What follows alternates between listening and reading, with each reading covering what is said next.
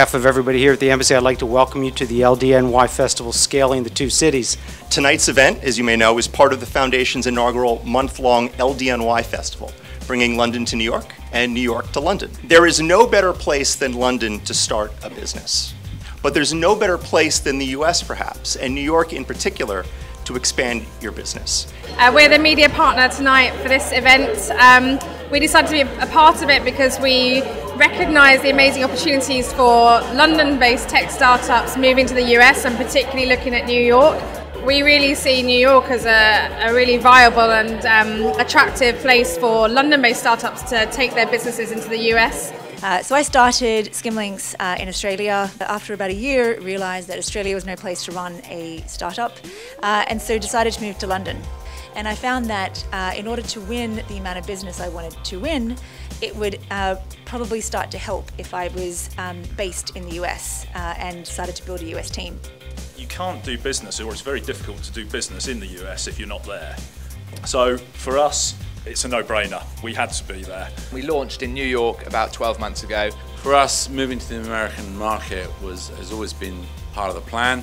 America is open for business. It's far more difficult to actually do what you guys do than it is to actually apply for the E2 visa. More than ever, American investors are interested in the UK.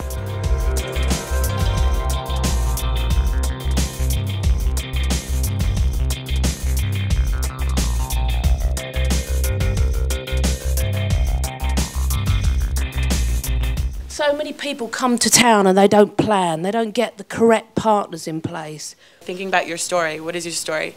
Is it that you're launching, is it that you're expanding? Preparation is really, really strong. My number one tip is to make sure that you've got the right structure in place to begin with.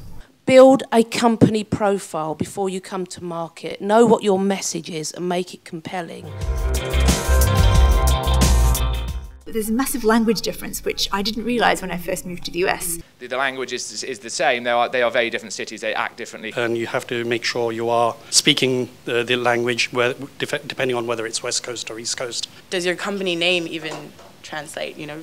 Create US terms and conditions. You know, change the S's to Z's, make it look a little more America-friendly. When you're dealing with New York or whether you're dealing with London from New York, those are two different countries and they have two different cultures and two different backgrounds.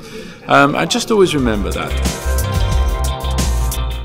Look at local talent. With a good Rolodex contact list. Local talent have local knowledge. They know how to do business.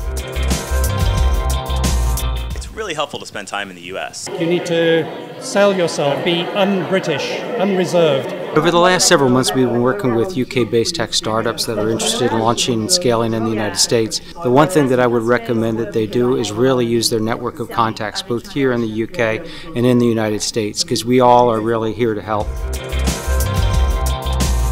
Don't be scared to ask your advisor to open doors and to make connections for you. Don't underestimate the power of the networks that they have. So do your homework. Make sure your attorney's done their homework. You should leverage and you should utilize your advisors appropriately. And keep in mind that the US is an aggressive business culture, right? And you should use your lawyer, your banker, your insurance provider, and all your different professional service advisors as your partners. One of the biggest shocks in respect to doing business in the US is actually the scale of things. It's the way people think, it's the way everything is much, much larger. You know, you have one shot to launch in the US. It's an aggressive market and tech infiltrates everything, so I would say get all your ducks in a row and be ready to smash it. Last but not least, just go for it. Don't just dip your toe in the market. Thank you all for joining us this evening. London and New York are the twin cities. They are sister cities. We believe that there is a real bond between these two cities culturally, both business and finance, but also just in terms of the energy and how people in these two places think.